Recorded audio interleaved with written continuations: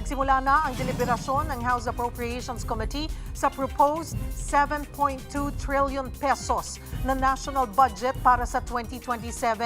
Tiniyak ng Kamara na magiging transparent sa pagtalakay nito. Magbabalita si Mobile Journal, Amy Atienza. Amy, kumusta ang takbo ng budget deliberations?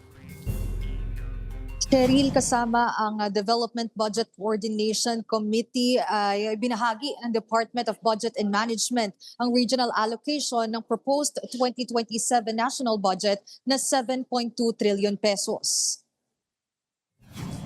4.603 trillion pesos ang ilalaan para sa regionalized budget.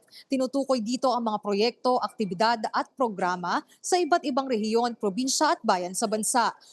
Mayroon ding 1.983 trillion pesos para sa nationwide budget na para naman sa mga ahensya ng pamahalaan, habang may 613.8 billion pesos naman ang ilalagay sa central office budget. Cheryl, sektor ng edukasyon pa rin naman ang may pinakamalaking budget na aabot sa 1.3 trillion pesos, kung saan 976 billion pesos ang panukalang pondo sa basic education at 176.5 billion pesos para sa higher education.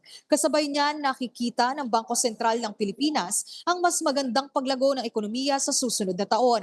4 to 5% lamang ang posibleng headline inflation rate sa 2027 kumpara sa 6 to 7% ngayong 2026. Sa kanyang talumpati, siniguro rin ni House Appropriations Committee Chairperson Lica Suwansing na mananatiling bukas sa publiko ang diskurso ng budget. Kabilang dito ang live streaming ng mga deliberasyon at pagpupulong ng Budget Amendments Review Committee o BARC.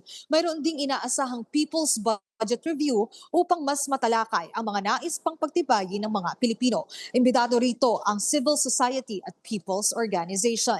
Cheryl, bukas naman ay inaasahan ang pagtatalakay ng budget ng Philippine Amusement and Gaming Corporation o PAGCOR at ng Philippine Charity Sweepstakes Office. Cheryl? Maraming salamat, Mobile Journal, Amy Atienza.